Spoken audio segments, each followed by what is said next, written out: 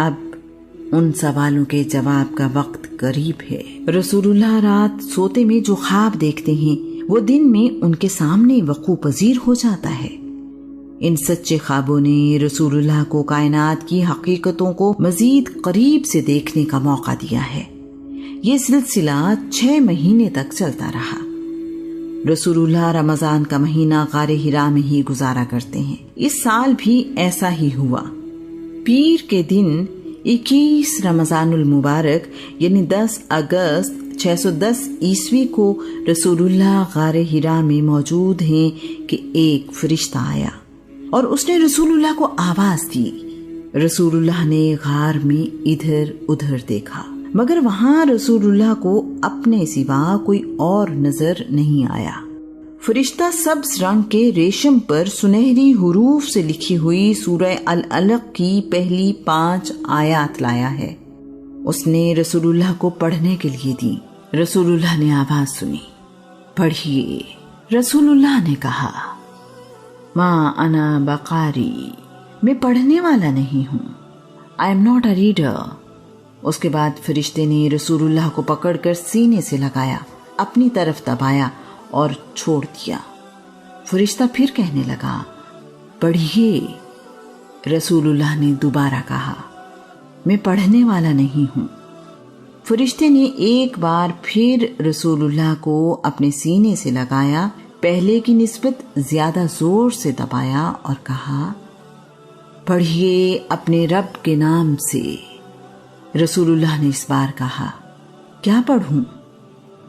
فرشتہ بولا، اپنے رب کے پاک نام کے ساتھ پڑھنے کا آغاز کریں۔ جس نے پیدا کیا ہے اس نے انسان کو جمے ہوئے خون سے بنایا ہے۔ آپ پڑھنے کا آغاز کریں۔ آپ کا رب تو بڑا ہی کریم ہے، جس نے قلم کے ذریعے علم عطا کیا، انسان کو وہ کچھ سکھایا جو وہ نہیں جانتا تھا۔ رسول اللہ نے اس فرشتے کے ساتھ ان آیات کی تلاوت کی۔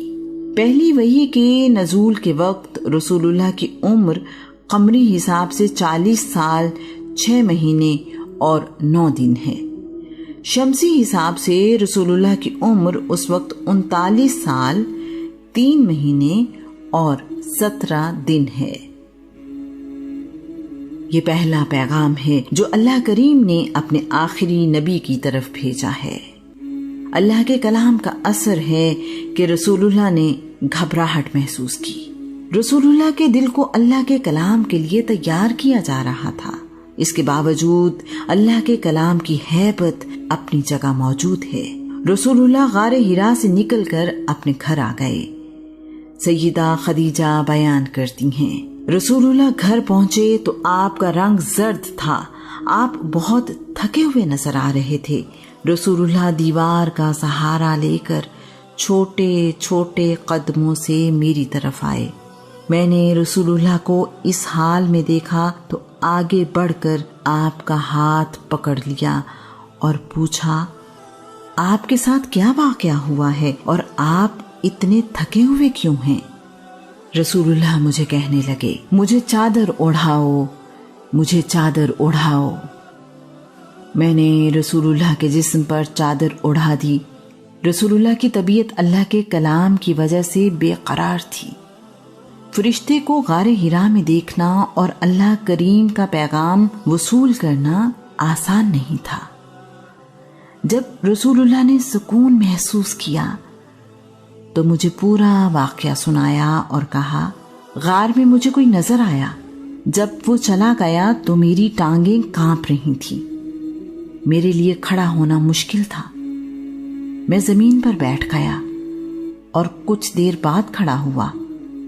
میں غار سے باہر آیا اور گھر کی طرف چل پڑا۔ میرے کندھوں میں ابھی بھی تکلیف تھی۔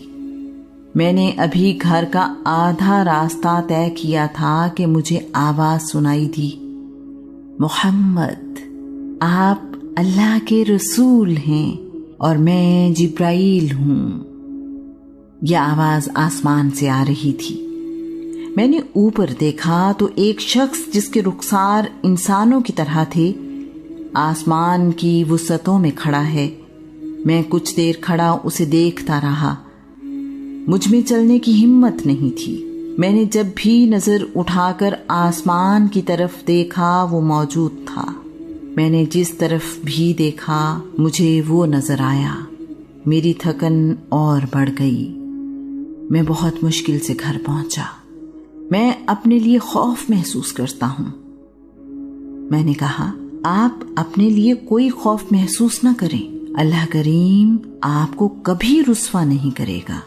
آپ رشتہ داروں کے ساتھ بہترین سلوک کرتے ہیں، کمزور لوگوں کا بوجھ اٹھاتے ہیں، غریبوں اور محتاجوں کی مالی مدد کرتے ہیں، مسافروں کی مہمان نوازی کرتے ہیں، کسی پر مصیبت آ جائے تو اس کا ساتھ دیتے ہیں، اپنی روزی ایمانداری سے کماتے ہیں، لوگوں کو سیدھا راستہ دکھاتے ہیں، یتیموں کو سہارا دیتے ہیں، سچ بولتے ہیں، دھوکے بازی سے امانتوں پر قبضہ نہیں کرتے،